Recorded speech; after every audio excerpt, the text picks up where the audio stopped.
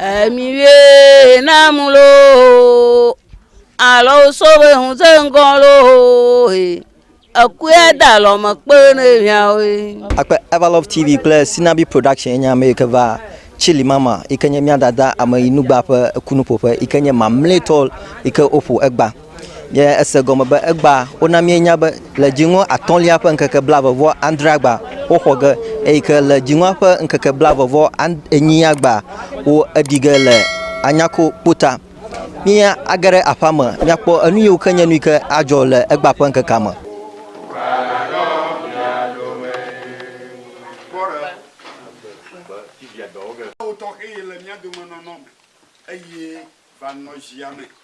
Vano planta nyamuka vakoko akpe amuka la mota o le buro o la photo mo o ha obaro de di kanya te pa kwenye be wonya agava me be mia dada chili ha na jola agbegbo ya nu nya zemia pa general secretary aji nu le ya wa ogrinami o tsunami aba nya twidajiro jamina tsunami yo adwa Adi manura jima ko ka blabo bo enyamba troka enema alaba afika nya wola anya bibli wetu aboma bo ngaka mi baro shi aboma fia jibo mi ka wola aboma fia mi yi komo mi nya ba nya da mushi da obasan Akpere mano mi nyabale fafa abobo ma kami akpagele anya fafa wala abobo wa pashire la mushi on gbe bakata mi awo mi ada okuo mi adi amara kotobo la puta kuma se metriam motre yao no viore la bobo nyakwo afio mo wi to mo chama to bia ra fa fo mu tu no to bia nko lo mo fu ha wi mala ma ta manya wo bi ta gba nto mi wi na ya ku na mi ne mi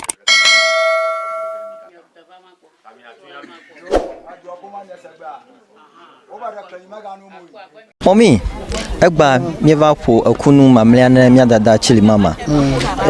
Leke na koje shi mia dada chili mama. oh mia dada chili mama ma vinya sister has a she nya chili mama mitina mieva gba o va zuzara nya nu ka unkuna chili mama de juko nya sui ayi dada jiko mada efia school dada no nuram na mi la school anyura ya da mi apa school efia ta o pira unya nya te ro wuji na chili mama lo no na shi pro na school mala bobu ta chili mama nya jinyu nya manya nyu ta ye to aglo ni sister to hanya aglo ni banyina da maro school jine fine ekplonia school yiji komiela ho va ro share ko yo va so honda tamane ko maga isukoju ko hanya miaji ola la hamado mi gbenu gbobo azanye fosho ala baba mamanya na jiwofunya ankonye huzango ya ankonye huzango ta nye fada ba mamanya ta mama komione ye to gba ba junya machi awuye ga ka mama ma yoyoge ta chil mama miela bone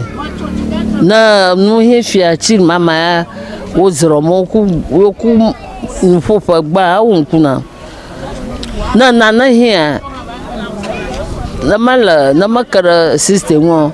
gbogbo ni na ro system toyo ni ba ma wo na ma so no ni na va ka tam chid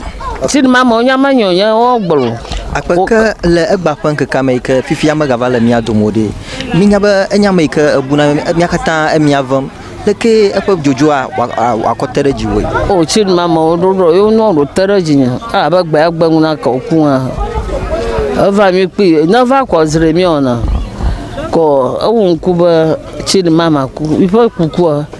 tere jinya awolala na rolie o tagana na mala mi adoma ha na yu kawe na anya pa bana wa avana mia akodi mia dada Oh, mas chin mama nya presiste simole.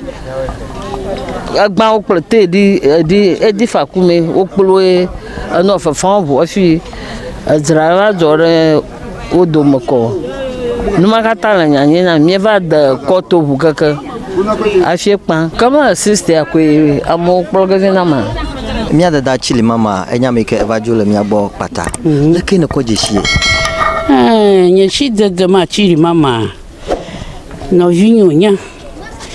Aronya dadari avie. Vo ankwenya huzango chili mama. Matashinwie afana wonu fufufu. Afie ka vagara. Ipa fafa hayam. Tama va vinto nya bunami. Nto. Akpa enya ma vavi ka abunami le hayomade leke mi enya ni ka atere mi akatanji leke gbegbe yo ko ba jojo le mi agba ekotere jiona atia adan nam yo jojo ni to tere jinye ba ro ko fa gbonya nka ka ton gbeku iko ni di ko fa gbona ba ku anaba ma toto va sere gba nya ma ro kunya go ma samu taro ko ga vi nya kpo fia nya ba nya tafu ya ku fa va atere mi aje gblenu gara mi anto chiri mama pa jojo gblenu gara mi an gblanu gara le mian atanto chinu de ka vereji ka gbla le mian nya goma na mayina share shaye kpro mayine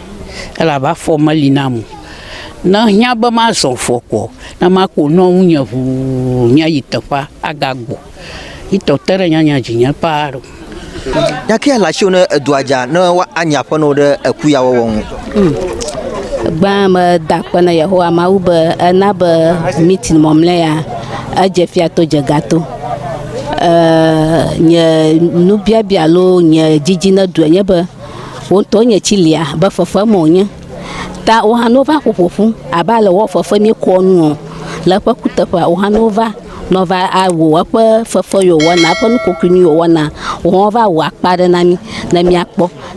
adaje si be de vavin o lo chili nya topo o na dore mi anti no pashire mi anti na mi awoku o je fia to ajegato fiare la fu godo yo ne baze makpam banava no va di dada for the last haya yenya apa popo for the last na jagba nova o pa o to ye vu be ye dada chili mama maga value nova pere ye nchi na yo kata yo di togo to benito dika makata godo mami akpam be mi ava pashire mi nchi na mi ado chili de to bia ogbolo abale o nenye opo tatoa amaro gbone be you know you va ko kutepa ugbona be you know wala nyake ala chuna de manami negbe magma mi va ale ke mi azoe o akpa miawe do mi gbona doge le nyate fama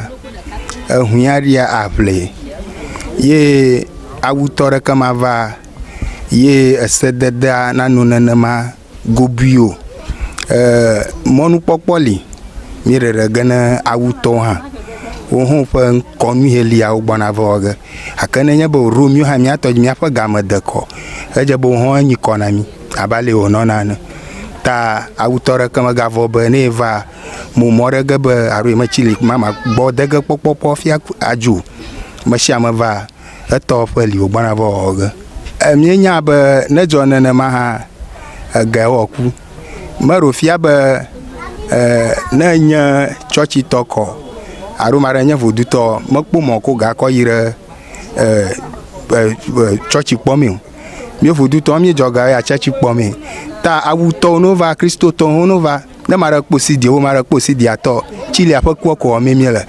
ya ta agbole vuvu na ma shiam awuto pastor ma shiam ko va ko agbole vuvu na roji ha